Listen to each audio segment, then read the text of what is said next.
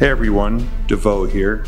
I thought I would take a second to talk about this remarkable deck of cards. Now what you're looking at right here is some of the original artwork. This was all hand done, hand inked by amazing comic book artist J. Peter Onitz. This took quite a long time to do.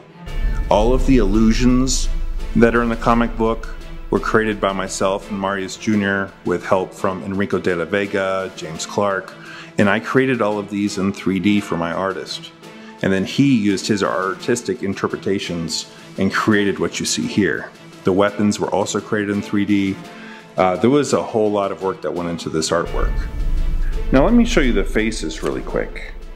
Now you can see that this looks very much like a normal deck because it is, with the exception of the custom blades faces, as you can see.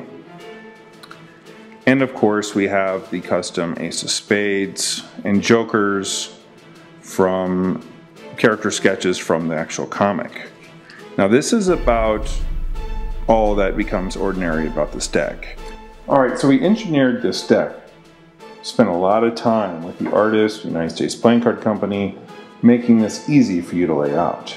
So if you turn it over to where the main character is here, and you open and take the deck out, just like this, the instruction card is on top. This instruction card will tell you everything you need to know about laying out the deck. Also, on the side it has the order of the cards in case you get them mixed up. Now some people are just going to want to shuffle these and throw them on the table and then use it as a puzzle deck, which would be fun too. But we wanted this to be able to be easy to lay out right when you get it. So the first thing an instruction card tells you is to lay this down to your right. And then it's going to instruct you to lay down 7 cards.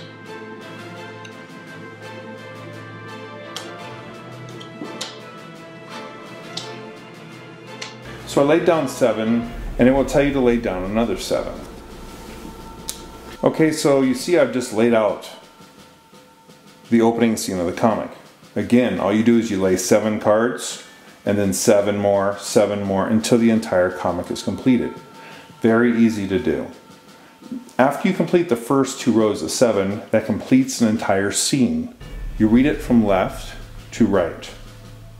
Now you can either scoop these up and put them aside, or you can continue laying all of the cards until you get this big, beautiful comic book poster, which is the way I like to do it. Alright, so I'm going to now lay another 7 cards.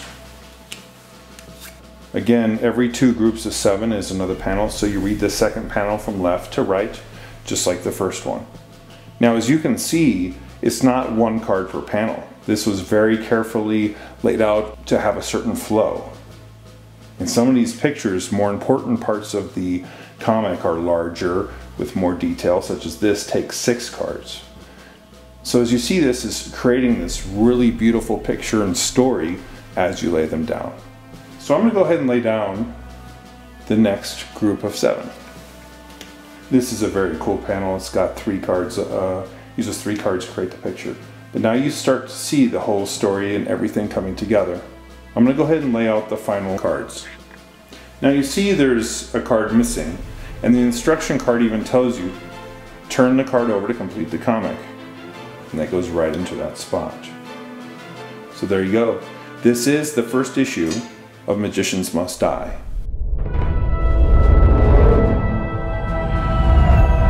In a world full of evil magicians, a young card master will bring them to justice. Introducing the world's first comic book series, printed on a deck of playing cards.